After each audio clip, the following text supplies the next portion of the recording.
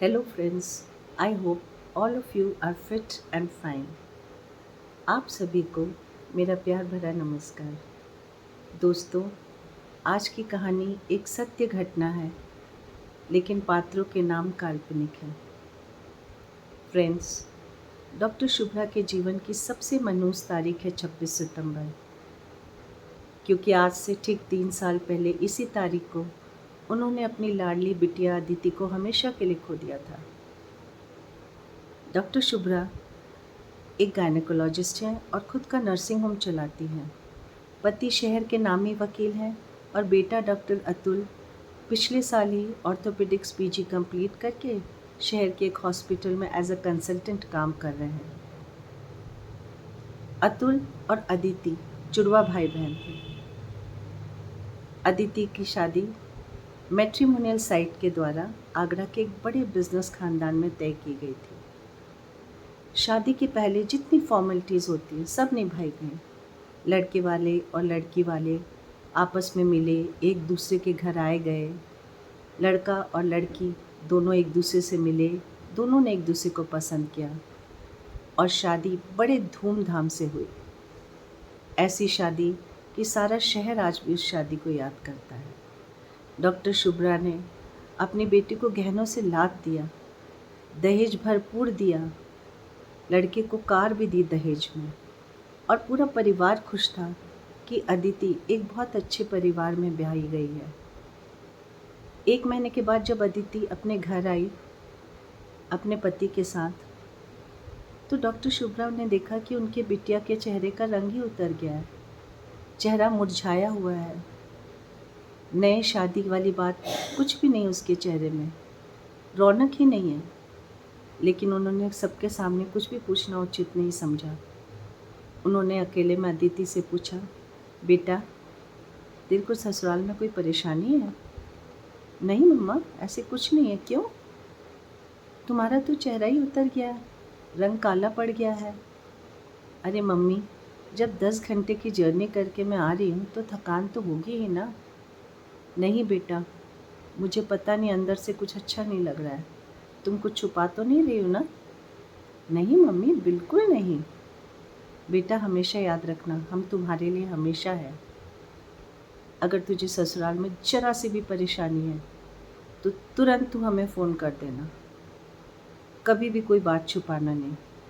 नहीं मम्मी, क्यों छुपाऊंगी मैं आपसे? कुछ नहीं छुपा रही हूँ। बस बात यूं ही आई गई हो गई और 2 दिन के बाद अदिति वापस अपने ससुराल चली गई। इसके ठीक 5 महीने बाद 26 सितंबर की तारीख थी। सुबह 10 बजे डॉक्टर शुभ्रा के पास फ़ोन आता है। फ़ोन अदिति के ससुर जी ने किया था। शुभ्रा जी, एक बुरी खबर है। आपकी बेटी ने सुसाइड कर लिया है। उसने अपने को जला लिया है। जल्दी आ जाइए। हमने बचाने की बहुत कोशिश की पर कोई फ़ायदा नहीं हुआ। डॉक्टर शुभ्रा बदहवास सी अपने पति और बेटे अतुल को लेकर आगरा रवाना हो गई। पहुंचते पहुंचते शाम हो गई और वहां पहुंचने पर उन्हें सिर्फ अपनी अदिति की अधजली लाश ही मिली। डॉक्टर शुभ्रा वहीं बेहोश हो गई। ऐसी कल्पना तो उन्होंने कभी सपने में भी नहीं की थी। पुलिस आई, पोस्टमार्टम हुआ। अदिति के पिता खुद ही वकील थे। उन्होंने ससुराल वालों के खिलाफ केस भी किया। पोस्टमार्टम में ये पता चला कि अदिति 2.5 महीने प्रेग्नेंट भी थी। खैर, केस चला और ये साबित हो गया कि अदिति का कातिल उसका ही पति था। और कारण ये था कि अदिति से शादी करने से पहले ही उसके पति का एक अन्य शादीशुदा स्त्री से अफेयर था। शादी के बाद जब अदिति को यह बात पता चली, उसने विरोध करना शुरू कर दिया। तो रोज़ पति पत्नी में मारपीट होती थी। और एक दिन उसके पति ने सोचा कि इसको रास्ते से हटा ही दिया जाए।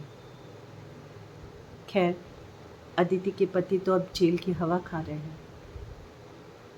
अचानक कार के हॉर्न की आवाज़ सुनाई दी और डॉक्टर शुभ्रा के सोचने की कड़ी टूट गई। उन्हें पता चल गया कि अतुल काम से वापस आ गया है। चली गई रसोई में चाय रखने। डॉक्टर अतुल अंदर आए घर के। उन्होंने कहा, मम्मी चलो जल्दी चप्पल पहनो और अब भी मेरे साथ मेरे हॉस्पिटल चलो। क्यों बेटा, क्या बात है? बस कुछ है बात। तुम चप्पल पहनो और चलो मेरे साथ, मैं तुम्हें लेने आया हूँ। अरे बेटा, कपड़े तो बदलने दो। नहीं मम्मा, ऐसे ही ठीक है, तुम चलो। ऐसे ही अपनी मम्मी को लेके सीधे अपने हॉस्पिटल पहुँचे डॉक्टर अतुल, और वहाँ उन्हें NICU में ले गए, यानी कि जहाँ नवजात शिशुओं को रखा जाता है। वहाँ पर एक छोटे से बेड पे 2 साल की एक नन्ही सी परी लेटी हुई थी। उसकी पूरी बॉडी पे चोट के निशान थे, लेकिन वो खूब हंस रही थी। उसे पता ही नहीं था कि उसे इतनी चोट लगी हुई है। ये क्या है बेटा? माँ, हमारे घर अदिति फिर आ गई है। मतलब? माँ, ये जो नन्ही परी है ना, ये आज के दिन हमारे हॉस्पिटल नहीं आती अगर ये अदिति ना होती। क्या तू बोल रहा है? तू बहक गया है? क्या बातें कर रहा है? हाँ माँ, आज सुबह इसके झुग्गी झोपड़ी वाले जो लोग हैं इसे यहाँ छोड़ गए हैं। इसकी माँ को इसके पिताजी ने पीट पीट के जान से मार दिया है, और उस हाथापाई में इस नन्ही बेटी को भी चोट लग गई है। इसे हॉस्पिटल में एडमिट कराया गया है। इसका कोई नहीं है। माँ, आज के तारीख ये मेरे हॉस्पिटल आई है। मुझे इसको देख के लगा शायद मेरी अदिति आ गई। माँ, क्या हम इसे अपने घर नहीं ले जा सकते? इसका कोई नहीं है दुनिया में।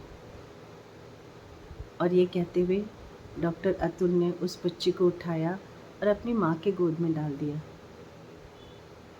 डॉक्टर शुभ्रा की आंखों से झरझर आंसू बहने लगे। उन्होंने उस बच्ची को हृदय से लगा लिया, और फिर उस दिन से वो बच्ची उनकी अदिति हो गई। बाद में ऑफिशियल फॉर्मेलिटीज़ पूरी कर ली गई और उस बच्ची को डॉक्टर शुभ्रा ने गोद ले लिया। आज अदिति 8 साल की है और स्कूल में पढ़ती है।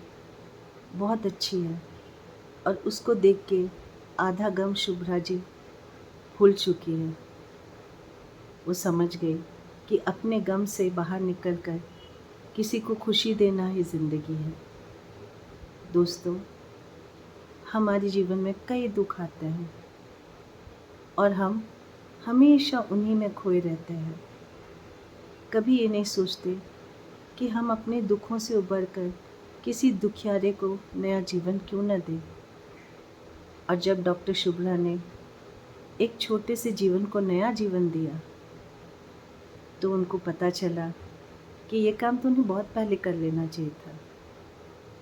और डॉक्टर अतुल, उनकी तो जितनी मिसाल दी जाए कम है, क्योंकि उन्होंने अपनी छोटी बहन अदिति, जो कि उनसे मात्र 10 मिनट ही छोटी थी ऑफ कोर्स, अपनी छोटी बहन अदिति के नाम का एक ट्रस्ट बनाया है।